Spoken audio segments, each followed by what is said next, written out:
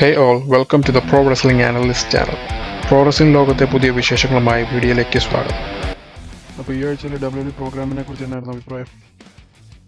ഈ ആഴ്ചത്തെ WWE actually ഒരു നല്ല സെഗ്മെന്റുകൾ പലതും ഉണ്ടായിരുന്നു. അത്യാവശ്യം സ്മാക്ക് ഡൗണിലാണെങ്കിലും എൻറ്റയർ ഷോ ഒരു പാക്ഡ് അപ്പ് ആയിരുന്നു. നൈസായിട്ട് പലവിധ മൂമെന്റ്സുകളും നമുക്ക് കാണാൻ പറ്റി. സ്റ്റോറി മൂമെന്റ്സ് ഒക്കെ ഉണ്ടായിരുന്നു. റോയ് ആണെങ്കിലും കുഴപ്പമില്ലായിരുന്നു. ആക്ച്വലി റോയിലും ഒരു നല്ല എപ്പിസോഡ് തന്നെയായിരുന്നു. നെക്സ്റ്റിയും അത്യാവശ്യം വളരെ മികച്ച ഒരു എപ്പിസോഡ് തന്നെയായിരുന്നു. പ്രത്യേകിച്ച് നമുക്ക് എൻറ്റയർ വീക്കിന് പറയാനുണ്ടെങ്കിൽ തന്നെ ഉള്ളത് റാൻഡി ഓട്ടോന്റെ ഹീൽ ടേൺ തന്നെയായിരുന്നു. റാൻഡി ഓട്ടോനും ആക്ച്വലി കോഡി റോഡ്സിനെ അറ്റാക്ക് ചെയ്തതിന്റെ ഒരു ഇത് അത് തന്നെയാണ് പ്രത്യേകിച്ച് പറയാനുള്ളത്. അതെ, അത് നമ്മൾ പ്രതീക്ഷിച്ചില്ല. അതൊരു ഹീൽ ടേൺ ആയിട്ട് ഹീലും വേഴ്സസ് ഫേസ് ഉള്ള ഒരു മാച്ചപ്പ് ആയിരിക്കുമെന്ന് ഞാൻ പ്രതീക്ഷിച്ചില്ല. ഒരു മെന്റി കൈൻഡ് ഓഫ് സെറ്റപ്പ്, ഒരു റെസ്പെക്ട്ഫുൾ വേയിലായിരിക്കും മാച്ച് പോകുന്നത് എന്നുള്ള രീതിയിലായിരിക്കും രണ്ടുപേരും അങ്ങോട്ടും ഇങ്ങോട്ടും എന്നാ പറയുന്നത് കോംപ്ലിമെന്റ് ചെയ്ത് ഒരു മാച്ച് എന്നുള്ള രീതിയിലാണ് എൻ്റെ മനസ്സിൽ പോയത്. പക്ഷേ അത് ഹീൽ ടേൺ ആയത് നല്ല കാര്യം. കാരണം റാൻഡിയുടെ കുറേ നാളായി റാൻഡി ഓട്ടൻ ഒരു ഹീൽ 5 വർഷത്തോളമായി. റാൻഡി ഓട്ടൻ ലാസ്റ്റ് ടൈം ഹീലായത് 5 വർഷം മുമ്പ്. ആ സമയത്ത് കണ്ടായിട്ട് റാൻഡി ഓട്ടൻ ചാമ്പ്യനുമായിരുന്നു. അത് അതിലോട്ട് കണക്ട് ചെയ്ത് ഓക്കെ, റാൻഡിയുടെ ആ വിഷ്യസ് ഹീൽ ക്യാരക്ടർ പുറത്തു വന്നത് പണ്ടത്തെ വൈപ്പർ അല്ലെങ്കിൽ പണ്ടത്തെ ലെജൻഡ് കില്ലർ അല്ലെങ്കിൽ അവൻ്റെ ആ ഒരു സെറ്റപ്പിലോട്ട് വരുന്നത് നല്ലതാണ്. കാരണം അതുപോലൊരു ക്യാരക്ടർ വേണം. ഇപ്പോഴത്തെ ഒരു WWE സ്റ്റോറി ലൈൻ ഭയങ്കര ലാക്ലസ്റ്ററാണ്. ഒന്നുമില്ല, ഒരു കണക്കിന് പോയാലും ഒരു ഒത്തിരി എക്സൈറ്റ്മെന്റ് ഉണ്ടാക്കുന്ന ആരും ക്യാരക്ടറില്ല. അപ്പം റാൻഡിയെ അങ്ങനെ കൊണ്ടുവരുന്നത് എപ്പോഴും നല്ലതാണ്. കാരണം റാൻഡി എല്ലാവർക്കും അറിയാം. അത് ആൾക്കാരുടെ ഇടയിൽ നമുക്ക് കാണാൻ പറ്റും. കാരണം റാൻഡി കോടിയെ അറ്റാക്ക് ചെയ്തപ്പോൾ ആൾക്കാർ ചീർ ചെയ്യുമായിരുന്നു. അത് ആൾക്കാർക്ക് നല്ലപോലെ ഇഷ്ടപ്പെട്ടു. അതൊരു എക്സൈറ്റ്മെന്റ് ഉളവാക്കുന്ന ഒരു കാര്യമാണ് റെസ്ലിമേനിയ മാച്ചപ്പിലോട്ട് പോകുമ്പോഴത്തേക്ക്. അതെ അതെ അതെ അതെ ശരിയാണ്. വളരെ നല്ലൊരു മൂവ്മെന്റ് തന്നെയായിരുന്നു മൊത്തത്തില്. നമുക്ക് എന്താണെങ്കിൽ അതൊരു ആ സ്റ്റോറി ചുമ്മാ രണ്ടും ഫേസ് ആൾക്കാരാകുമ്പോഴത്തേനുള്ള ഒരു ഇത് ബോറെടുത്ത് കാണും. പിന്നെ ആക്ച്വലി കോടിയെ ബൂയിങ് ആയിരുന്നു. കോടി കയറി വന്നപ്പോഴത്തേന് തന്നെ നല്ല ബൂയിങ് ആയിരുന്നു. ഒരു 70% ആൾക്കാരും റാൻഡിയെ ആയിരുന്നു അന്നേരം സപ്പോർട്ട് ചെയ്തിരുന്നത്. അപ്പം കോടി ഹീലായി കഴിഞ്ഞാൽ എത്രത്തോളം ഈ ഇതിൽ പോകുന്നു നമുക്കറിയില്ലെങ്കിലും നമുക്കറിയില്ലെന്നല്ല, നമുക്ക് എത്രത്തോളം അത് പെട്ടെന്ന് ഒരു ഇതാകുമ്പോഴത്തേനും എങ്ങനെ. പക്ഷെ റാൻഡിക്ക് നിപ്പി മാറാനുള്ള ഒരു ഇതുണ്ടല്ലോ. ആ ഒരു ഹിസ്റ്ററി ഉള്ളതുകൊണ്ടായിരിക്കും അവർ അങ്ങനെ തന്നെ. കോടി അടിപൊളിയാണ്. AEW Ring of ഓണറിലൊക്കെ.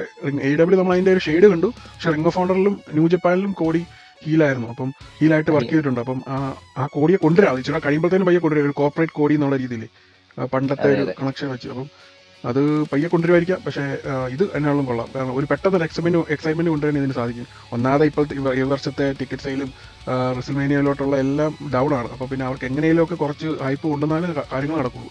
അതുകൊണ്ട് നല്ലൊരു സെഗ്മെന്റ്, നല്ലൊരു എനിക്ക് നൊസ്റ്റാൾജി. അതായത് നമ്മൾ കണ്ടു തുടങ്ങിയ റാൻഡി ഓട്ടൽ ആ ഹീൽ, ആ വിഷ്യസ് റാൻഡിയെ കാണാൻ പറ്റി. ആ ബെൽറ്റ് എടുത്തോണ്ട് അവസാനം പോയി ഇരുന്ന് ഇങ്ങനെ ആ കാട്ടാടിപൊളിയായിരുന്നു. അതെ അതെ അതെ അതൊരു ശരിയാ. പുള്ളി പ്രായമായെങ്കിലും ഇപ്പൊ എനിക്ക് തോന്നുന്നു ഇപ്പം 5 വർഷത്തിനിടയിലാണ് പുള്ളി ഒന്ന് ചാമ്പ്യൻഷിപ്പ് ഇതിന് നമുക്കൊരു പ്രതീക്ഷ തരുന്ന ഒരു ചാമ്പ്യൻഷിപ്പ് മാച്ച് പോകുന്നത്. ഇപ്പൊ ഇതിന്റെ ഇടയ്ക്ക് റോമനായിട്ടും ഇവരൊക്കെ ആയിട്ടൊക്കെ മാച്ചസ് ഉണ്ടായിരുന്നെങ്കിലും CM ഒക്കെ ആയിട്ട് മാച്ചസ് ഉണ്ടായിരുന്നു നമുക്കറിയാം. പക്ഷെ അതൊന്നും നടക്കാൻ പോകുന്നില്ല. പക്ഷെ ഇതിൽ നമുക്കൊരു ആകാംക്ഷ നടത്തുന്ന രീതിയിൽ തന്നെ ഒരു ഇതായിരുന്നു. ആക്ച്വലി ഒത്തിരി നല്ലൊരു ഇതായിരുന്നു. ഇതിപ്പോ ജയിച്ചാലും എനിക്ക് കുഴപ്പമൊന്നുമില്ല. കോടിയെ ഇപ്പം പെട്ടെന്ന് തോപ്പിച്ചാലും അതിൽ വിഷയമുള്ളായിരുന്നു. കോടി ചാമ്പ്യനായിരുന്നു പറയുന്നത്. ഇനിയിപ്പോ റാൻഡി ചാമ്പ്യൻ ആയാലും നൈസായിരിക്കും. അതിന്റെ ഇതാണ് റാൻഡിക്ക് ഒരു സാധനം. റാൻഡി നമുക്ക് അങ്ങനെ ഒരു ഇൻട്രസ്റ്റ് വന്ന റാൻഡി ചാമ്പ്യൻ ആയിരിക്കും. ഇപ്പം മാക്കൻഡയറിന്റെ കഴിഞ്ഞ 2021 ആണെന്ന് തോന്നുന്നു, 2020 അതിനകത്താണെങ്കിലും ആ ഒരു വർക്ക് കൊണ്ട് മാത്രം, മീൻസ് ആ ഒരു ഇതിൽ കൊണ്ട് മാത്രം നമുക്ക് തോന്നി റാൻഡി ഒന്ന് ചാമ്പ്യൻഷിപ്പ് എടുക്കണം. പിന്നെ അതുപോലെ തന്നെ അന്ന് ചാമ്പ്യൻഷിപ്പ് എടുത്തു. 2 വീക്സ് കഴിയുമ്പോഴത്തേനും വീണ്ടും ഡ്രൂയിലായിട്ട് പോയി. അങ്ങനെയുള്ള രീതിയിലാണെങ്കിലും കുഴപ്പമില്ല. സെയിം ഒരു സെറ്റപ്പ് തന്നെ ഈ പ്രാവശ്യം ഫോളോ ചെയ്താലും കുഴപ്പമില്ല. പക്ഷെ ഒന്ന് ചാമ്പ്യൻ ആവണം. 15 ചാമ്പ്യൻഷിപ്പ് ഈ പ്രാവശ്യം കിട്ടും എന്നുള്ള ഒരു പ്രതീക്ഷയിൽ നമുക്ക് മുന്നോട്ട് പോവാം. പിന്നെ നമുക്ക് വേറെ ഒരു ഇതെന്ന് പറഞ്ഞാൽ പ്രത്യേകിച്ച് ഒരു ഇതില്ല. പക്ഷേ മാഷ്മാന്റെ ഒരു സെഗ്മെന്റ് ഉണ്ടായിരുന്നു. സെത്ത് റോളിൻസ് തിരിച്ചു വരവ് വലിയ കാര്യമായിട്ടൊന്നും ഇല്ല. സെത്ത് വന്നു, പിന്നെ ആഡം പിയേഴ്സ് വന്നു, ക്ലിയർ അല്ല എന്ന് പറഞ്ഞു. പിന്നെ കുറച്ചധികം മാച്ച്മാൻ. ഇപ്പൊ നമുക്ക് ശരിക്കും പറഞ്ഞാൽ ക്യാമറ സെത്തിനെ ഇത് ചെയ്യുന്നുണ്ട്. ഇതിനകത്ത് പല സൈസുള്ള ഇതുണ്ട്. ശരിക്കും പറയാൻ നോക്കി നിന്നാണെങ്കിൽ കണ്ടുപിടിക്കാൻ ഞാൻ നോക്കിയെന്ന് കണ്ടുപിടിച്ചായിരുന്നു. ഇതിനകത്തൊരു കുഴപ്പമെന്ന് പറഞ്ഞു കഴിഞ്ഞാൽ ഇവർക്ക് ഒരു രക്ഷയില്ല. ഇപ്പൊ ഈ സ്റ്റോറി ഒന്ന് ഫർദർ ചെയ്യാനുണ്ട്. കാരണം വിഷനും ഇഞ്ചേർഡായി, സെത്ത് ക്ലിയർഡും അല്ല. എങ്ങനെയും അവർക്ക് റെസിൽമേനിയ വരെ ഒന്ന് ഹൈപ്പ് ചെയ്യണം. ഇനി എങ്ങാനും സെത്ത് ക്ലിയർ ആയാൽ ഒരു പക്ഷേ എന്തെങ്കിലും സെറ്റപ്പ് എന്നുള്ള രീതിയിലായിരിക്കാം. പക്ഷേ ആയിരിക്കാം. വിഷനെ സംബന്ധിച്ചിടത്തോളം വിഷൻ ആകെ എന്നാ പറയുന്നത് തീർന്നു. വിഷൻ ഇപ്പം ഇനി ആകെ ഓസ്റ്റിൻ തിയറിയും ഇവനും ഉള്ളൂ, ലോകം പോളും ഉള്ളൂ. അപ്പോൾ പിന്നെ അവർ മിക്കവാറും ടാഗ് ടീമിലോട്ട് പയ്യെ പോകുമായിരിക്കും, ഊസോസിനെ ചലഞ്ച് ചെയ്യും അങ്ങനെ. കാരണം ഈ ഊസോസ് ഇൻവോൾവ് ആണ്, അത് കാരണം അങ്ങനെ ഒരു കണക്ഷനിലോട്ട് വരും. കാരണം ഈ വിഷന്റെ ഇപ്പോഴത്തെ ഈ സെത്തിന്റെ ആണെങ്കിൽ പോലും സെത്തിന്റെ ആ സ്റ്റോറി കണക്ട് ആവുന്നില്ല. ഇനി ബ്രോൺ ബ്രേക്കർ തിരിച്ചു വന്നാൽ എന്തെങ്കിലുമൊക്കെ ഒരു നല്ല സെറ്റപ്പ് നടക്കുള്ളൂ, നടപടിയാവുള്ളൂ. അതെ അതെ ശരിയാണ്. പക്ഷെ സെറ്റിനെ നമുക്ക് ഈ റെസൽമേനിയ ഞാൻ എക്സ്പെക്ട് ചെയ്യുന്നില്ല, ഒരു ചാൻസ് ഇതിൽ ഞാൻ എക്സ്പെക്ട് ചെയ്യുന്നില്ല ഈവൻ. പിന്നെ നമുക്ക് ഇത് പറഞ്ഞത് തന്നെ ജെയ്യൂസോയും കൂടെ LA നൈറ്റും ഉണ്ടായിരുന്നു. ആക്ച്വലി അവര് LA നൈറ്റും കൂടെയാണ് വിഷനിലെ ലോഗൻ പോളിനെ. അതെ അതെ. അപ്പൊ LA നൈറ്റിനെ ആ ഒരു ഇക്വേഷനിൽ കൊണ്ട് ഇട്ടിട്ടുണ്ടെങ്കിൽ എന്തോ ഒരു കാര്യങ്ങളുണ്ട്. നമുക്ക് നമ്മുടെ ഒരു എക്സ്പെക്ടേഷൻ ഉണ്ട്, നമുക്ക് LA നൈറ്റും ബ്രോക്കും ആയിരിക്കാം എന്നുള്ള ഒരു എക്സ്പെക്ടേഷൻ ഉണ്ട്. ചിലപ്പോൾ അതിനായിരിക്കാം, അല്ലെങ്കിൽ ചുമ്മാ ഒരു സെഗ്മെന്റിൽ കൊണ്ടുവരേണ്ട ഒരു ആവശ്യമില്ല. എന്തെങ്കിലും ഒരു പ്ലാൻ ഉണ്ട്. നെറ്റിന് ഇപ്രാവശ്യം റെസൽമേനിയ ഒഴിച്ചു നിർത്താൻ പറ്റുമെന്നല്ല, അത് തന്നെയാണ് നടക്കുന്ന കേസല്ല. അത് വലിയൊരു അവനോട് ചെയ്യുന്ന വലിയൊരു ദ്രോഹം. അത് ഇത്രയും നല്ലൊരു ക്രൗഡ് സപ്പോർട്ടുള്ള ഒരാളെ റെസൽമേനിയ പ്ലാൻസിൽ നിന്ന് ഒഴിവാക്കുന്നത്. പ്രത്യേകിച്ച് നമുക്ക് പറയാനുണ്ടായിരുന്നത് ഫിൻ ബാലറിന്റെ ജഡ്ജ്മെന്റ് ഡേയിൽ നിന്ന് ഉള്ള ഒരു ഇതാണ്. അതെ, അതൊരു നല്ല സാധാരണ എല്ലാരെയും നമ്മള് കിക്ക് ഔട്ട് ആകുമ്പോഴത്തേനും നമുക്കൊരു വിഷമം വരും, സന്തോഷം വന്ന ഒരു ഇതായിരുന്നു. അതെ, ഫിൻ ബാലറിന്റെയും ഇത് ആ കോഴ്സ് തീർന്നു. അതായത് ഇനിയിപ്പോ ആ സ്റ്റോറി വലിച്ചു നീട്ടി അങ്ങ് ബോറാക്കാന്നല്ലാതെ എത്ര നാളായി, 5 വർഷത്തോളം 4 വർഷത്തോളമായി ജഡ്ജ്മെന്റ് ആയിട്ട് പോകാൻ തുടങ്ങിയിട്ട്. ഫിൻ ബാലറിന് സത്യം പറഞ്ഞ സമയമായി. ഫിൻ ബാലർ തന്നെ ആ പഴയ ഡീമൻ അല്ലെ പഴയ NXT ഫിൻ ബാലർ വരേണ്ട സമയമായി. അതുകൊണ്ട് സന്തോഷം അവന് കിക്ക് ഔട്ട് ചെയ്തുകൊണ്ട് നല്ലൊരു ഫേസ് ടേൺ ഉണ്ടാകാനായിട്ട് സാധിക്കട്ടെ. അത് നമ്മൾ എല്ലാവരും പ്രതീക്ഷിച്ച കാര്യം തന്നെയാണ്. അപ്പം ഇതിപ്പോ ഇത്രയും റെസൽമേനിയക്ക് മുന്നോടിയായിട്ട് വന്നതുകൊണ്ട് ഒരു അറിയത്തില്ല, ഒരുപക്ഷെ ഫിൻ ബാലർ വേഴ്സസ് ഡൊമിനിക് ഒരു മാച്ച് ഉണ്ടായിരിക്കാം. ഫിൻ ബാലർ വേഴ്സസ് ഡൊമിനിക് ആയിരിക്കാം. പക്ഷേ ഡൊമിനിക് ഇപ്പൊ ആക്ച്വലി ലിവിന്റെ പുറകെയാണ്. പിന്നെ ഇനിയും എന്താണ് അങ്ങനെ പോകുന്നതെന്നും അറിയത്തില്ല. എന്താണ് അവര് മുന്നോട്ട് വരുന്ന വീക്കുകളിൽ നമുക്ക് മനസ്സിലാകാം എങ്ങനെയായിരിക്കും. ഇപ്പം ഒറ്റയാൾ പോരാട്ടമായിരിക്കും അതോ ഫിന്നിന്റെ കൂടെ ആരെങ്കിലും കാണുമോ എന്നുള്ള രീതിയിൽ നമുക്ക് കണ്ടറിയാം ആക്ച്വലി. പിന്നെ ഫ്യൂ മാച്ചസ് നമുക്ക് എടുത്തു പറയാനുണ്ടായിരുന്ന ബെയ്ലി വിമൻസ് ഇന്റർ കോണ്ടിനെന്റൽ ടൈറ്റിലിന് വേണ്ടി നമ്പർ 1 കണ്ടൻഡർ ആയി. അതെ, പിന്നെ പെൻറ്റ ഇന്റർ ചാമ്പ്യൻഷിപ്പ് മാച്ച് ഉണ്ടായിരുന്നു. പെൻറ്റയും ആക്ച്വലി ഒറിജിനൽ എൽഗാന്റെ അമേരിക്കാനോ ആയിട്ടായിരുന്നു ഷെഡ്യൂൾ ചെയ്തിരുന്ന മാച്ച്. അത് ഡാൻ ഹൗസൻ ഇന്റർഫിയർ ചെയ്തു ആക്ച്വലി. അതാണ് മെയിൻ ആയിട്ട്. അപ്പം ഇത് ആ ഒരു സ്റ്റോറി അവർ നല്ല രീതിയിൽ കൊണ്ടുപോകുന്നുണ്ട്. ഡാൻ ഹൗസൻ കേഴ്സ് ചെയ്ത് കഴിഞ്ഞാൽ വിഷയമാവും. കഴിഞ്ഞ ആഴ്ച ഡൊമിനിക്കിനെ കേഴ്സ് കണ്ടിട്ടും അവൻ പഠിച്ചില്ല, ഇവർ പഠിക്കുന്നില്ല എന്നുള്ള രീതിയിൽ അത് ഒരു റണ്ണിങ് സ്റ്റോറി ആയിട്ട് അവർ കൊണ്ടുപോകും. എല്ലായിടത്തും അവൻ കേഴ്സ് ചെയ്യുന്നു, അതിനനുസരിച്ച് അവർക്ക് ഓരോ പ്രശ്നങ്ങൾ ഉണ്ടാകുന്നു. അത് തന്നെയാണ് ശരിക്കും പറഞ്ഞാൽ ഡാൻ ഹൗസന്റെ ഒരു മെയിൻ ക്യാരക്ടർ. അത് WWE അവർ കണക്ട് ചെയ്യാതെ തന്നെ വലിയ കാര്യം കേട്ടോ. അത് ആൾക്കാർക്ക് ഇപ്പം സപ്പോർട്ട് ചെയ്യാൻ തുടങ്ങി, ആൾക്കാർക്ക് ഇഷ്ടപ്പെട്ടു തുടങ്ങി. ഡാൻ ഹൗസന്റെ സെഗ്മെന്റ്സ് ഇടയ്ക്ക് ബ്രേക്കിലൊക്കെ ഉണ്ടായിരുന്നു, അതൊക്കെ നല്ല രീതിയിൽ ആൾക്കാർ എടുത്തിരിക്കുന്നത്.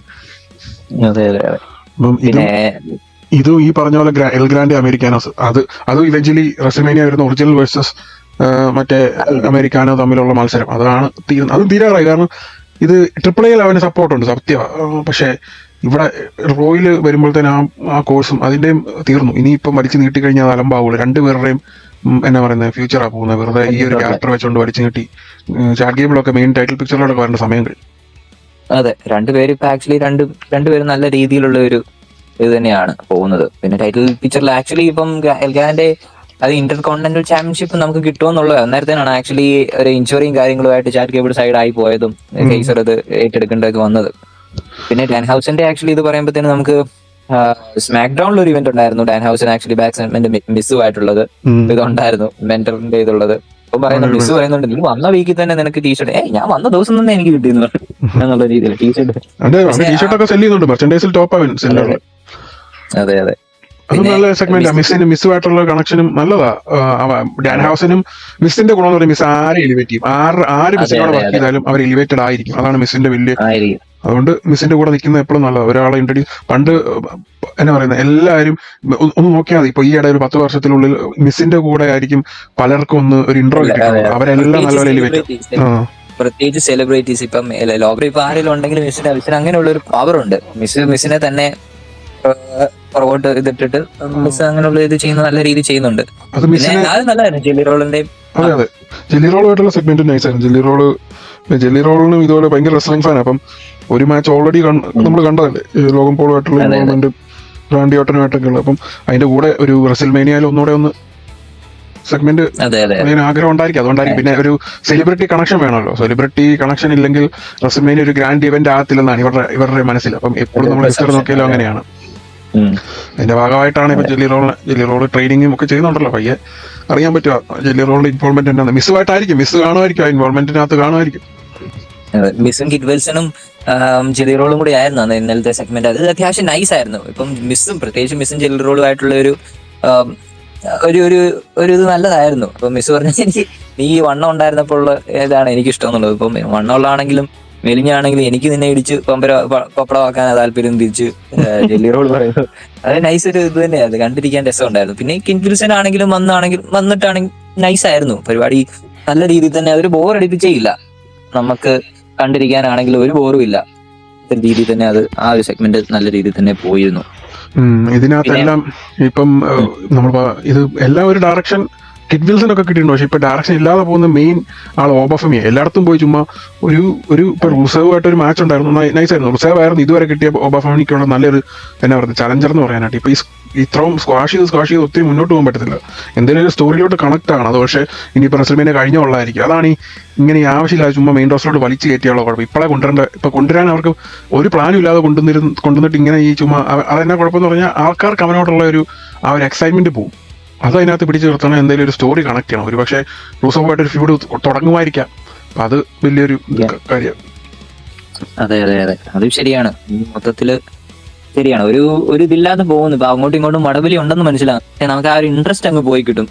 മറ്റേ അവിടെ ആണോ ഇവിടെ ആണെന്നുള്ള ഒരു നല്ല ഒരു സ്റ്റോറി പോണേ. അല്ലെങ്കിൽ റൂസമായിട്ടാണെങ്കിൽ റൂസമായിട്ട് തന്നെ ഒന്ന് ക്ലിയർ ആയിട്ട് അവർ സെറ്റ് ആക്കി പോകണമായിരുന്നു. ഇപ്പം നമുക്ക് എനിക്കൊന്ന് റെസ്ൽമേനിയ കഴിഞ്ഞിട്ടായിരിക്കും അവർ ഡിറ്റർമൈൻ ചെയ്യാൻ പോകുന്നത്. മേ ബി സെറ്റപ്പ് എന്താണ്.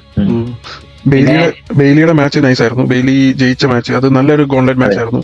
അത്യാവശ്യം നല്ലതായിട്ട് അത് പ്രൊഡ്യൂസ് ചെയ്തിരിക്കുന്നത്, ഒത്തിരി ഇതില്ലാതെ. അപ്പം വലിയ വിഷയങ്ങളൊന്നും ആ മാച്ചസിൽ ഇല്ലായിരുന്നു. കണ്ടിട്ട് എനിക്ക് നല്ലൊരു ഡയറക്ഷനായിട്ടാണ് പോയത്. ഇപ്പം അടുത്ത ആഴ്ച ഇന്റർകോണ്ടിനൽ ചാമ്പ്യൻഷിപ്പ് നമുക്ക് റെസ്ൽമേനിയ പ്ലാൻസ് എന്തായിരിക്കും എന്നുള്ളത് അടുത്ത ആഴ്ച ഒരു പക്ഷെ അറിയാൻ പറ്റും. കാരണം ബെയ്ലി ഈ വർഷം കൂടെ ഒഴിവാക്കി നിർത്താൻ എനിക്ക് തോന്നുന്നില്ല അവർ ചെയ്യുന്നത്. കാരണം മറ്റേ അൺറിയൽ പ്രോഗ്രാമിലൊക്കെ എല്ലാവരും കണ്ടു ബെയ്ലിയെ വെറുതെ ബെയ്ലിയെ ഒഴിവാക്കാനായിട്ടും അങ്ങനെ ഒരു ഇമോഷൻ ഉണ്ട്. കാരണം ബെയ്ലി ഇത്രയും വർക്ക് ചെയ്യുന്നു, എല്ലാവരും സഹായിക്കുന്നു, എന്ത് പറഞ്ഞാലും ഒരു കുഴപ്പമില്ലാതെ അക്സെപ്റ്റ് ചെയ്യും. എന്നിട്ട് ബെയ്ലിക്ക് ഒരു ചാൻസ് കിട്ടുന്നില്ലല്ലോ എന്നുള്ളൊരു ഇമോഷൻ അതിനകത്തുണ്ട്. ഒരു പക്ഷെ അത് ഒരു ക്യാച്ച് ചെയ്ത് ഈ വർഷം അറിയത്തില്ല, ഒരു പക്ഷേ ഒരു ട്രിപ്പിൾ ത്രെട്ടോ. കാരണം ബെക്കി ഇൻവോൾവ് ആണല്ലോ. അതെ അതെ അതെ, നമുക്ക് കണ്ടറിയാം. പിന്നെ ആക്ച്വലി പറയാനുണ്ടായിരുന്നത് NXT നമ്മുടെ നോ ക്വാർട്ടർ ക്യാച്ച് ത്രൂവിലെ ചാർലി ഡെംസി നമ്മുടെ കെവിൻ ഹൈറ്റ്സിനെ ചതിച്ചിട്ട് ബർത്ത് റൈറ്റിലോട്ട് ഡേവിഡ് ഫിൻലിയും നമ്മുടെ വില്യം റീഗലും സൈഡിൽ വന്നു. അതൊരു നൈസ് ആയിരുന്നു. നമ്മൾ അന്നേരം തന്നെ നോക്കി അപ്പം ഓക്കെ തിരിഞ്ഞെന്നുള്ള രീതിയിൽ തന്നെ. സ്റ്റാക്സ് എങ്ങനെ കയറിയെന്ന് എനിക്കിപ്പോഴും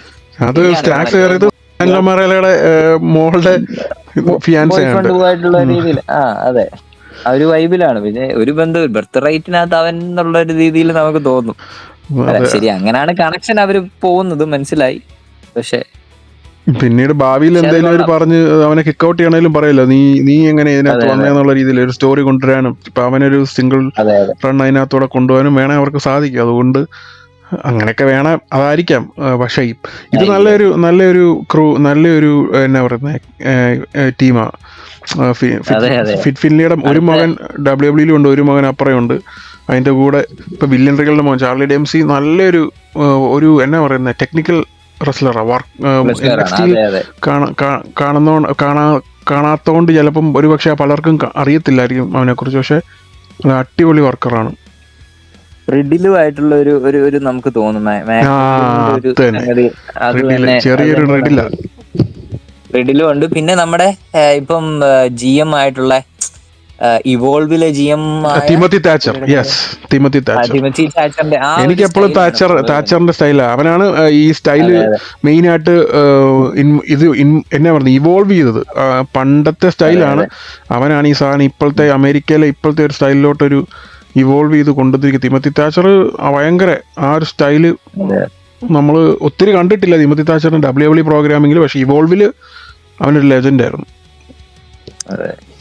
പുഷ് ചെയ്യാൻ പറ്റിയുള്ള ഒരു സ്റ്റേബിൾ തന്നെയായിരിക്കും, അങ്ങോട്ട് പുഷ് ചെയ്ത് പോകാൻ പറ്റിയ ഒരു സ്റ്റേബിൾ ഇനിയുള്ള ഫ്യൂച്ചർ ഇപ്പൊ കാരണം ഇനിയിപ്പം കുറെ പേര് പയ്യെ മെയിൻ റോസ്റ്ററിലോട്ട് ചാടും. ഈതൻ പേജ്, റിക്കി സെയിൻസ്, ജോ ഹെൻറി ഇവരെല്ലാം പോവാ. അപ്പം ഇവർ കഴിഞ്ഞ് NXT ഒന്ന് റൺ ചെയ്യണമെങ്കിൽ ഇതുപോലെ കുറച്ച് ആൾക്കാർ വേണമല്ലോ. അപ്പൊ അതിന്റെ ഒരു ഭാഗമായിട്ട് ഫ്യൂച്ചർ എന്നുള്ള രീതിയിൽ അതെ ഇപ്പൊ സ്റ്റേബിൾ ഉണ്ടെന്ന് പറഞ്ഞാൽ, ഇപ്പൊ ഒരു ഫാക്ഷൻ ഉണ്ടെന്ന് പറഞ്ഞാൽ പോലും മറ്റേ നമ്മുടെ ഇതിന്റെ പേരെന്തായിരുന്നു, ഏതാ ഡാർക്ക് സ്റ്റേറ്റ് ആക്ച്വലി ഒരു ആദ്യത്തെ ഒരു ഇൻട്രസ്റ്റ് പോയി നമുക്ക് ആദ്യത്തെ ഒരു ഇതില്ല. ഇപ്പം പിന്നെ ഇപ്പൊ എല്ലാരും നമുക്ക് അങ്ങനെയുള്ള ഒരു ഇത് പോയി. അപ്പൊ അവർക്ക് വേണം ശരിക്കും ഒരു ഫാക്ഷൻ വേണം, എന്നാലേ മുന്നോട്ട് പോകാൻ പറ്റുള്ളൂ. പിന്നെ അതുപോലെ തന്നെ നമുക്ക് നെക്സ്റ്റ് ഇത് പറയാനുണ്ടായിരുന്ന ഒരു മാച്ച് ഇതായിരുന്നു ഈതൻ പേജിന്റെയും റിക്കി സെയിൻസും വേഴ്സസ് ജോ ഹെൻറിയും മൈൽസ് ബോണുമായിട്ടുള്ളത്. അതൊരു ക്ലാസി മാച്ച് തന്നെയായിരുന്നു. പണ്ടത്തെ ഉള്ളൊരു നമുക്കൊരു വൈബ് അടിക്കുന്ന മാച്ച് തന്നെയായിരുന്നു. അതെ അവരുടെ കൊമഡിക്ക് സാധനങ്ങളൊക്കെ അടിപൊളിയായിരുന്നു. അത് അവരെ ടാഗ് ടീമായിട്ട് മെയിൻ റോസ്റ്റർ കൊണ്ടുവന്നാലും അടിപൊളിയായിരിക്കും. എനിക്കിപ്പം ഞാൻ കണ്ടിട്ട് എനിക്ക് ഇഷ്ടപ്പെട്ടു. അതൊരു ടാഗ് ടീമായിട്ട് അവരെ പയ്യെ കൊണ്ടുവന്നാലും എന്നാ പറയുന്നത്, പണ്ടത്തെ എഡ്ജൻ ക്രിസ്ത്യൻ അല്ലെങ്കിൽ ആ ഒരു സ്റ്റൈല് സെഗ്മെന്റ് വന്നിട്ടുണ്ട്. അതെ എഡ്ജൻ ക്രിസ്ത്യൻ എനിക്ക് അത് തന്നെയാണ് തോന്നിയത്. നമുക്ക് അങ്ങനത്തെ ഉള്ള ഒരു എഡ്ജൻ ക്രിസ്ത്യന്റെ ഒരു സെറ്റപ്പ് തന്നെ പോയിരുന്നു. പിന്നെ ആൾക്കാർ ഒത്തിരി പറയുന്നുണ്ട് ഇപ്പം എന്താ അബ്സല്യൂട്ട് ഈഗോ എന്ന് പറഞ്ഞ ഒരു ടാഗ് അടിപൊളിയാ. അങ്ങനെ കൊണ്ടുവന്ന് മെയിൻ റോസ്റ്റർ വരുവാൻ വന്നാലും ഉടനെ തന്നെ ടാഗ് ടീം ചാമ്പ്യൻഷിപ്പ് കൊടുത്താലും അവരത് വർക്ക് ചെയ്യുക. അതാണ് അതിനകത്ത് കാര്യം. രണ്ടുപേരും ആ കാര്യത്തിൽ ഒരു ഡൗട്ടും ഇല്ല. ഇനിയുള്ള ഒരു ഫ്യൂച്ചർ എന്നാ പറയുന്നത്, ഒരു അമ്മാര് നല്ല അടിപൊളിയായിട്ട് അത് ചെയ്യും. അതെ നമുക്കറിയില്ല ഇപ്പൊ ഇനിയും സ്പെഷ്യൽ ഇവരെന്താണെങ്കിൽ ഇതിന് പോകുമെന്ന് അറിയില്ല, നെക്സ്റ്റ് ചാമ്പ്യൻഷിപ്പിന് ഇവർ പോകുമെന്നും അറിയില്ല. പക്ഷെ ഹോപ്പ്ഫുള്ളി അതൊരു ടാഗ് ടീമായിട്ട് ആണെങ്കിൽ പോലും ഒരു തെറ്റില്ല മുന്നോട്ട് പോകുമ്പോഴത്തേന്. പിന്നെ സോൾഡർ പിന്നെ പറയുമ്പോഴത്തേന് നമുക്ക് സോൾഡറുക്ക സാഡിയ Jacy Jayne NXT women's championship next week ഉണ്ട് അല്ലെ, March 17th ആണ് ആക്ച്വലി അല്ലെ ചാമ്പ്യൻഷിപ്പ്. അതെ പിന്നെ നമ്മൾ പ്രതീക്ഷിച്ച പോലെ തന്നെ അത് നമുക്ക് കണ്ടറിയാം. എങ്ങനെയാ റൂക്ക ഉടനെ മെയിൻ റോസ്റ്റർ കോളപ്പിന് വെയിറ്റ് ചെയ്തിരിക്കും. അതിനിടയ്ക്ക് ഇപ്പം റണ്ണ് കൊടുക്കുവോ, അവനവളത് റിലിംഗ്വിഷ് ചെയ്തിട്ട് പോവോ, അതോ സാരിയെ ജയിച്ചിട്ട് അങ്ങനെ സാരി ജയിക്കുന്നതായിരിക്കും നല്ലത്. അല്ലെ പിന്നെ ജെയ്സി ജെയിൻ വെച്ചോണ്ടിരുന്നിട്ട് ഒരു നല്ല ലോങ് റെയിൻ ഒക്കെ കൊടുക്കുക, അതും നല്ലതായിരിക്കും. അതെ പിന്നെ നമുക്ക് ഡ്രൂ മാക്കൻറ്റയറിന്റെ സെഗ്മെന്റ് നൈസ് ആയിരുന്നു. സ്റ്റാർട്ടിങ് സ്മാക്ക് ഡൗണില് ഡ്രൂ എല്ലാ പ്രാവശ്യം വന്ന പോലെ തന്നെ ഇത് വന്നപ്പോഴത്തേന് നിക്കാലിറ്റിസ് പറഞ്ഞു, നീ വിക്ടിം കാർഡ് കളിക്കണ്ട, നീ റെഫറി തള്ളി മാറ്റി നീ ജയിക്കാൻ നോക്കി. അതുപോലെ തന്നെ ജയിക്കബ് വന്ന് ഇന്റർഫിയർ ചെയ്തു, നീ വിക്ടിം കാർഡ് കളിക്കണ്ട. നിക്കും ഡ്രൂ ആയിട്ടുള്ള ഒരു സെറ്റപ്പ് നമുക്ക് അതൊരു ഈ വരയ്ക്കുന്ന ഒരു സെറ്റപ്പ് തന്നെയാണ്. നമുക്ക് തോന്നും ഇവർ രണ്ടുപേരും കൂടെ ഇവർ ഒരു മാച്ച് പോയിരുന്നെങ്കിൽ അടിപൊളി ആയിരിക്കും എന്നുള്ളത് തോന്നിപ്പോകും നമുക്ക്. ഈവൻ ഒരു ജനറൽ മാനേജർ ഇത്രയും ഇത് ചെയ്യുമ്പോഴത്തേനല്ലേ. നിക്ക് ഒരുപക്ഷെ അവർക്കൊരു പ്ലാൻ കാണും നിക്കിനെ തിരിച്ച് റെസ്ലറായിട്ട് ഇറക്കാനായിട്ട്. കാരണം നിക്ക് ആരാ ഔട്ട്സൈഡ് ഓഫ് WWE നിക്കൊരു ലെജൻഡറി റൺ ഉണ്ടായിരുന്നു. NWA ഹെവി വെയ്റ്റ് ചാമ്പ്യൻ ആയിരുന്നു, TNA ഉണ്ടായിരുന്നു. അപ്പം നിക്കിന്റെ വർക്ക് നല്ലതാണ്. ഒരുപക്ഷെ പ്ലാൻ ഉണ്ടായിരിക്കാം. നിക്ക് മാഗ്നസ് എന്ന പേരിൽ അറിയപ്പെട്ടിരുന്ന അല്ലെ, മാഗ്നസ് ആയിരുന്നു TNA. അതെ പിന്നെ നിക്ക് ഇത് ഡ്രൂ എന്ന് പറഞ്ഞു ഞാൻ ഐ ക്വിറ്റ് എന്നുള്ള രീതിയിൽ മുന്നോട്ട് പോവായിരുന്നു. നമുക്കറിയാം പിന്നെയുള്ള കാര്യത്തിൽ വരാനുള്ള പരിപാടിയാണ് ആണെന്നുള്ളത്. നമ്മൾ പ്രതീക്ഷ പോലെ തന്നെ റിക് വില്യംസും ജേക്കബും ആയിട്ടുള്ള മാച്ചിൽ ഡ്രൂ ഇന്റർഫിയർ ചെയ്ത് ജേക്കബിനെ അറ്റാക്ക് ചെയ്ത് ട്രിക്ക് വിക്ടറീസ് ആയി. അപ്പം അങ്ങനെയുള്ള ഒരു ഇത് നമുക്ക് എന്താണെന്ന് അറിയില്ല. പക്ഷെ മിക്കവാറും ജേക്കബും ഡ്രൂ ആയിരിക്കാം മേ ബി റെസ്ൽമേനിയയുടെ അവരുടെ കാർഡ് വെക്കാൻ പോകുന്നത്. ഇപ്പം ജേക്കബ് വന്ന് പറയുന്നുണ്ടായിരുന്നു ആക്ച്വലി ഞാൻ കാരണമാണ് ഡ്രൂ ചാമ്പ്യൻ ആയത്.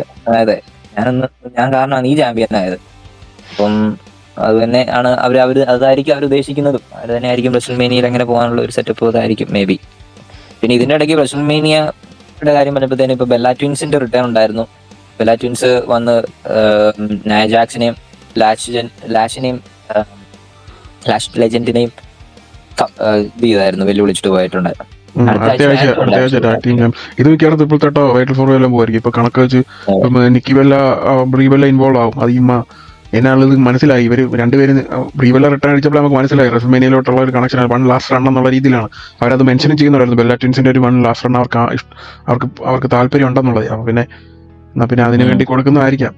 എനിക്ക് വലിയ താല്പര്യമൊന്നുമില്ല. ഇവരുടെ ഈ അത്യാവശ്യം നൈസായിട്ട് ടാഗ് ടീം പിക്ചർ പോകുന്ന വിമൻസിന്റെ അതിനിടയ്ക്കോട്ട് ഇവർ കയറുന്നോട്ട് കുഴപ്പമൊന്നുമില്ല. പക്ഷെ ഇവർ കാലം കഴിഞ്ഞു. ഇനിയിപ്പോ ഒത്തിരി അതിന് മാത്രം വലിയ ലെജൻഡറി വർക്കറൊന്നുമല്ല ഇവർ രണ്ടുപേരും. ആ സമയത്ത് ഡിവാസ് എറയിലെ ഒരു ഇതായിരുന്നെന്ന് മാത്രമേ ഉള്ളൂ. എനിക്ക് പേഴ്സണലി ഞാൻ ഇതുവരെ ഒരു നല്ല മാച്ച് അത്രയ്ക്ക് കണ്ടിട്ടില്ല. നിക്കി ബെല്ല ആണെങ്കിലും ബ്രീബെല്ല ആണെങ്കിലും രണ്ടും അലമ്പ് വർക്കേഴ്സ്. അതെ അതെ അതെ, വലിയ ഇതിന് മാത്രം പറയാൻ മാത്രം സംഗതി ഒന്നും അവരുടെ കയ്യിൽ ഇല്ലതായിട്ട് എനിക്ക് തോന്നുന്നു. പിന്നെ നമുക്ക് ഒരു ഇതുണ്ടായിരുന്നു, നമുക്ക് ഡാനിയൽ ബ്രൈൻ WWE ഉണ്ടായിരുന്നപ്പോഴും ജോൺസിന് WWE ഉണ്ടായിരുന്നപ്പോഴും നമുക്ക് അവരുടെ പാർട്ട്നേഴ്സ് ആണെന്നുള്ള ഒരു ഇതെങ്കിലും അതാണ് അവർക്ക് ഏറ്റവും കൂടുതൽ മൈലേജ് കിട്ടിയ സാധനം അത് തന്നെ. ജോൺസീനാണ് ഗേൾഫ്രണ്ട് ആയിരുന്നപ്പോൾ, പിന്നെ ഡാനിയൽ ബ്രയൻ ബ്രിയ കല്യാണം കഴിച്ചു. അതാണ് അവരുടെ ഏറ്റവും വലിയ മൈലേജ്. അതിനിടയ്ക്ക് ഒരു ടോട്ടൽ ഡിവോഴ്സ് എന്ന് പറഞ്ഞ റിയാലിറ്റി ഷോ ഒക്കെ ഉണ്ടെന്ന്, അതിനകത്തൂടെ അവർക്ക് അത്ര മൈലേജ് കിട്ടിയത്. അത് ആ സമയത്ത് ഇതുപോലത്തെ പിള്ളേർ ഒക്കെ കണ്ടാണ് ഇവരങ്ങ് വലിയ സെറ്റപ്പ് ആയത്. അതെ അതെ.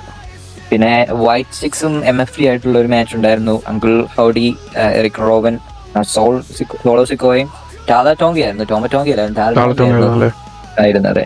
പക്ഷേ അതും ഇതുപോലെ തന്നെ ലാൻഡേൺ ഏറ്റവും അവസാനം നിക്കി ക്ലോസ് എടുത്തു. ലാൻഡേൺ തിരിച്ച് ടാമറ്റോങ് വന്ന് കൊണ്ടുപോയി. പക്ഷെ ഇവരാണ് വിക്ടറീസ് ആയത്, അങ്കിൾ ഹോഡിയാണ് ചെയ്തത്. പക്ഷെ വീണ്ടും തിരിച്ച് ടാമറ്റോ MFT റാന്തലായിട്ട് പോയി. പിടിച്ചോണ്ട് പോയത്. ഇത് പറഞ്ഞ പോലെ ഫ്യൂഡ് ലോങ് ടേം സ്റ്റോറി ഒക്കെ നൈസ്. ഇത് ഫ്യൂഡ് കണ്ടമാനം നീണ്ടുപോകും, വലിച്ചങ്ങ് നീട്ടുക. വേറെ പിന്നെ MFT തിരിച്ച് ഇനി ടാഗ് ടീം ചാമ്പ്യൻഷിപ്പ് ആണോ ഇനിയിപ്പം WrestleMania plan? MFT versus white six. അങ്ങനെയാണെങ്കിൽ ഇപ്പൊ ഒരു നമ്പർ 1 കണ്ടൻഡർഷിപ്പ് മാച്ച് ഉണ്ടായിരുന്നല്ലോ. പിന്നെ അതുപോലെ തന്നെ ആർട്രൂത്തിന്റെയും ജെയിമിന്റെ ഒരു മാച്ച് ഉണ്ടായിരുന്നു. ആക്ച്വലി അതില് അവരിപ്പം ടാഗ് ടീം ആയിട്ടും അവർ മുന്നോട്ട് പോകാൻ പറ്റും എന്നുള്ള രീതി കാഴ്ചവെക്കുന്ന ഒരു പ്രകടനമാണ് അവർ കാണിച്ചത്. അപ്പൊ അങ്ങനെയാണെങ്കിൽ എന്തിനാണ് ഇപ്പം ടീമിന് ഈ ഒരു ഇതിലോട്ട് കൊണ്ടുപോയിടേണ്ട ആവശ്യമില്ലല്ലോ. എന്തെങ്കിലും റെസ്ൽമേനിയ ചാമ്പ്യൻഷിപ്പ് മാറുമായിരിക്കും ചിലപ്പോഴേ. അതെ, ലാഡർ മാച്ച് നമുക്ക് സമ്മർ സ്ലാമിലെ അടിപൊളി സാധനമായിരുന്നു. ആർക്കുമില്ല, നമുക്ക് ഇവര് DIYയും മോട്ടോർ സിറ്റി മിഷൻ ഗണ്ണും സ്ട്രീറ്റ് പ്രോഫിറ്റും ആയിട്ടുള്ള ഒരു വെടിക്കെട്ട് പ്രകടനമായിരുന്നു അത് സംഗതി കാണുന്നത്. അതുപോലെ തന്നെ മോട്ടോർ സിറ്റി മിഷൻ ഗണ്ണിന്റെ കാര്യം നമുക്കിപ്പോ എടുത്തു പറയണം. ഇപ്പം അവരുടെ ഇടയിൽ ഒരു ക്രാക്ക് വന്നിട്ടുണ്ട്. ഇപ്പം അത് എങ്ങനെയായിരിക്കും സ്റ്റോറി അവർ കൊണ്ടുപോകുന്നത് എന്ന് നമുക്ക് കണ്ടു അറിയാൻ പറ്റും. അലക്ഷ്യലിയും ക്രിസേബിനുമായിട്ടുള്ള ജോണി ഗാർഗാനോയെ സപ്പോർട്ട് ജോണി ഗാർഗാനോ ഇവരിൽ അലക്ഷ്യലിയുടെ വലിയൊരു ഫാനായിരുന്നു. അതുപോലെ തന്നെ അവന്റെ മൂവ്സും അവന്റെ ഇതൊക്കെ സ്റ്റൈലും ഒക്കെ ഒത്തിരി ഇൻഫ്ലുവൻസ് ചെയ്ത ജോണി ഗാർഗാനോ റെസ്ലിംഗ് തുടങ്ങിയത്. അപ്പം അലക്ഷ്യലിക്ക് ആ ഒരു കൺസേൺ, ജോണി ഗാർഗാനോ ഭയങ്കര ഡിപ്രസ്ഡ് സ്റ്റേറ്റിലാണ്. അപ്പോൾ അലക്ഷ്യലിക്ക് ഒരു കൺസേൺ ഉള്ള അവനോട് സംസാരിക്കുന്നത്. അപ്പം ക്രിസ്റ്റേബിൻ നീ എന്തിനാ അതിനകത്ത് ഇൻവോൾവ് ആകുന്നത്, നമ്മുടെ ടീമിനിടയിൽ ഇത് വിഷയം എന്നുള്ള രീതിയിലൊരു പക്ഷേ ഇവര് ടാഗ് ടീം അല്ല പിന്നെ എന്ത്, രണ്ടുപേരും ഓൾമോസ്റ്റ് എൻഡ് ഓഫ് ദിയർ കരിയേഴ്സായി. ഇനിയിപ്പോൾ അവരെ ഒരു സിംഗിൾസ് റണ്ണിലോട്ടൊന്നും കൊണ്ടുപോയി അത് അലമ്പാക്കേണ്ട കാര്യമൊന്നുമില്ല. ടാഗ് ടീം ആയിട്ട് തന്നെ നിൽക്കുക. ഒരുപക്ഷെ വേണേ എന്നെ പറഞ്ഞത് ഗാർഗാനെ കൂട്ടത്തിൽ നിർത്തി വേണം ഒരു ഫാക്ഷൻ പോലെയോ അങ്ങനെ വല്ലതും നടത്തിയാലും വലിയ വിഷയമൊന്നുമില്ല. അല്ലാതെ ഇപ്പം അത് പിരിക്കുന്ന പരിപാടി അതിനോട് അറിയത്തില്ല, എനിക്ക് വലിയ യോജിപ്പില്ല. കാരണം അവർ പണ്ട് തൊട്ടേ വർഷങ്ങളായിട്ടൊരു വലിയ ടീമാണ്, ലെജൻഡറി ടീമാണ്. WWE വന്നത് ഈ ഇടയിലാണെന്ന് പറഞ്ഞാൽ പോലും. അതെ, രണ്ടുപേരും ആക്ച്വലി വേൾഡ് ചാമ്പ്യൻസ് ആയിരുന്നു അല്ലെ? രണ്ടുപേരും ചാമ്പ്യൻസ് ആയിരുന്നു, ക്രിസേബിയനും അലക്ഷ്യലിയും. ക്രിസേബിയനാണെന്ന് തോന്നുന്നു. ക്രിസേബിയനല്ല ലാസ്റ്റ് ചാമ്പ്യൻ ആയിരുന്നു. അല്ല, അലക്ഷ്യലി. ക്രിസേബിയൻ പണ്ടായിട്ടുള്ള അലക്ഷ്യലിയാണ് ഈയിടെ ഈ പുതിയ വേൾഡ് ടൈറ്റിലോട്ട് വന്ന സമയത്ത് അലക്ഷ്യലി ആയിരുന്നു ചാമ്പ്യൻ. അതെ അതെ അതെ, അത് ശരിയാ. അത് ഒത്തിരി നാൾ കൂടെ നമ്മൾ പ്രതീക്ഷിച്ചിരുന്ന പോലെയുള്ള ഒരു ഇതായിരുന്നു. എനിവേ, പിന്നെ നമുക്ക് എടുത്തു പറയാനുണ്ടായിരുന്ന സെഗ്മെന്റ് റോയിലെ CM പങ്കും ഊസോസും ആയിട്ടുള്ള ഒരു ഇതായിരുന്നു. അതായത് CM പങ്ക് ആക്ച്വലി റോമന്റെ ഫാമിലിയെ കയറി അങ്ങ് ചൊറിഞ്ഞു. അപ്പൊ അത് ഊസോയ്ക്കൊന്നും പിടിച്ചില്ല എന്നുള്ള രീതിയിലായിരുന്നു സംഗതി അവര് മുന്നോട്ട് പോയിരുന്നത് അല്ലെ? അത് തന്നെ. അതിപ്പോ എന്നാ ചെയ്യാനാ, വേറെ വഴിയില്ല. കാരണം റോമൻ പാർട്ട് ടൈം ആണ്. അപ്പൊ ഇവർക്ക് ഫ്യൂഡ് മുന്നോട്ട് കൊണ്ടുപോകണല്ലോ. റെസൽമേനിയ മെയിൻ ഇവന്റ് ആണ്. അപ്പൊ പിന്നെ അവർക്ക് അത് എന്തെങ്കിലും ചെയ്തല്ലേ പറ്റും. അപ്പൊ ഇങ്ങനെയൊക്കെയല്ലേ കണക്ട് ചെയ്യാൻ പറ്റുള്ളൂ. റൺ ചെയ്യണമല്ലോ, എല്ലാ ആഴ്ചയും പോയില്ലേ പാടല്ലേ. ഇപ്പം അതിന്റെ രീതിയിൽ അവർക്കിപ്പം എന്നാ പറയുന്നത്, ആ ഫാമിലിയിൽ ഇപ്പോഴും സ്റ്റിൽ ഫാമിലിയിലാണ് ഇത് ഇൻവോൾവ്. അതാണ് ഏറ്റവും വലിയൊരു. ഇത്രയും നാളും ബ്ലഡ് ലൈൻ അത് അവർക്ക് അതിനകത്തൊന്നും എടുത്തു മാറ്റാനായിട്ട് പറ്റുന്നില്ല. അത് ഒരു സൈഡിൽ ഓക്കെയാണ്. പക്ഷെ ഈ ഒരു ഫ്യൂഡ് വേണമെങ്കിൽ നമ്മളിപ്പോ എത്ര വർഷമായിട്ട് 6 വർഷമായിട്ട് നമ്മൾ ഇത് തന്നെ ഫാമിലി എന്നും പറഞ്ഞുള്ള രീതിയിൽ. അതെ, കോടിയാണെങ്കിൽ പോലും ഫാമിലി ബ്ലഡ് ലൈനിന്റെ അതേ സെറ്റപ്പിലാവും. ഇപ്പം ഈ സമയത്ത് ഇവര് നല്ലവരാന്നുള്ളൂ, ഫേസ് ആന്നുള്ള ഒരൊറ്റ മാറ്റമുള്ളൂ. സെയിം സ്റ്റോറി തന്നെ ഒന്ന് അലക്കി എടുത്തെന്നുള്ളൂ.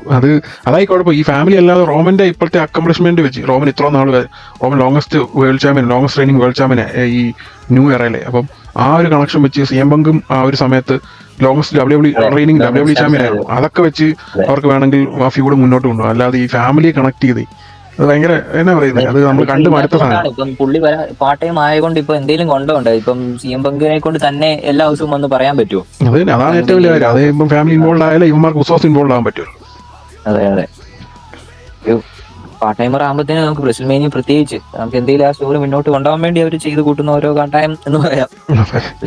ഇപ്പൊ റാൻഡി ഹീലും കൂടെ ആയതുകൊണ്ട് എനിക്ക് ഇച്ചിരി എക്സൈറ്റ്മെന്റ് മറ്റേ ഫ്യൂഡ് WWE ചാമ്പ്യൻഷിപ്പ് ഫ്യൂഡിനോട് ഇച്ചിരി ഒരു എക്സൈറ്റ്മെന്റ് തോന്നുന്നു. മറ്റേ ഫ്യൂഡ് നമുക്കറിയാം റോമൻ ഓക്കെ.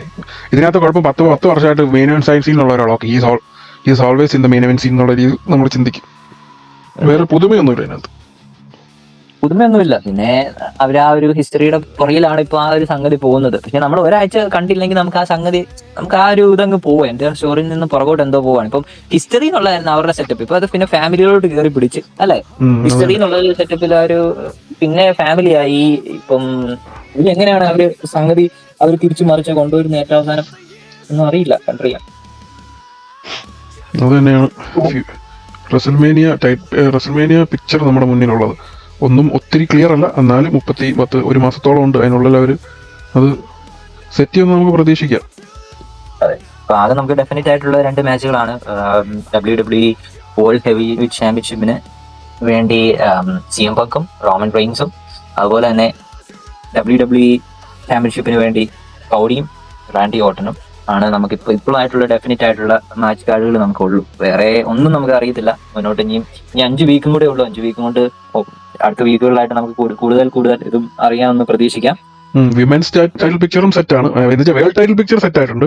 പക്ഷേ ഇത് ബാക്കിയൊന്നും അത് ഇവഞ്ച്വലി വരും, 5 ആഴ്ചക്കുള്ളിൽ വരും. ഒത്തിരി റഷ്ഡ് ആയിട്ട് പോകായിരുന്നു. അത്രേ ഉള്ളൂ. ഒരു make sense, story should make sense, അത്രേ ഉള്ളൂ. അങ്ങനെ പോയാൽ ഓക്കെ. അതായത് റഷ് ആയി കഴിഞ്ഞാലാണ് നമുക്ക് അതിനോടുള്ള ഒരു താല്പര്യം അങ്ങ് പോകുന്നു.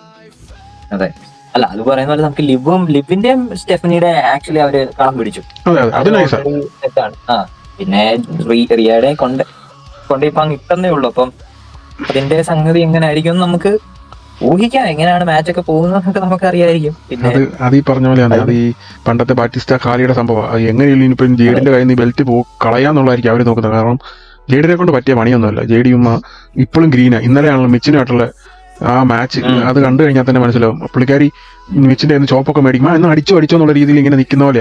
അതൊരു റിയാക്ഷൻ ഉള്ളൂ. അടി മേടിച്ചു കഴിഞ്ഞാൽ റിയാക്ട് ചെയ്യേണ്ട അങ്ങനെ അല്ല, സെല്ല് ചെയ്യുന്നില്ല ഒന്നുമേ.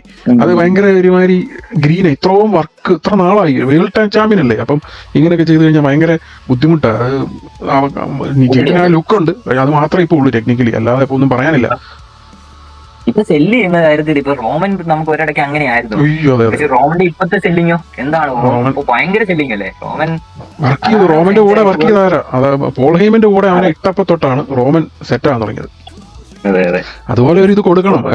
ജേഡിന് സത്യം പറഞ്ഞ ഒരു പോൾ ഹെയ്മൻ ഗേൾ ആക്കിയിരുന്നതിൽ ഒരു കുഴപ്പമില്ലായിരുന്നു. ഇച്ചിരി ഒന്ന് വർക്ക്ഔട്ട് ചെയ്യാം. പക്ഷെ എന്നാ ജേഡ് റെഡി ആയാൽ കൊള്ളാം. AEW ആയിരുന്നപ്പോൾ ജേഡിന്റെ കുഴപ്പം ഇത് തന്നെയായിരുന്നു. ഡോമിനന്റ് ടൈറ്റിൽ റണ്ണൊക്കെ ഉണ്ടായിരുന്നു. പക്ഷെ പുള്ളിക്കാരി ഗ്രീൻ ആയിപ്പോഴും. അങ്ങനെ നമുക്ക് ഇനിയുള്ള ദിവസങ്ങളിൽ കണ്ട് നമുക്ക് വെയിറ്റ് ചെയ്യാം. ഇനിയുള്ള റെസ്ൽമേനിയ ബിൽഡപ്പ് എങ്ങനെ ആയിരിക്കുമെന്നും അതിനായിട്ട് നമുക്ക് കാത്തിരിക്കാം. അപ്പോൾ അടുത്ത ആഴ്ചത്തെ റെസ്ലിംഗ് ഇവന്റ്സും അനാലിസിസുമായി വീണ്ടും കാണാം. Thanks for watching the pro wrestling analyst.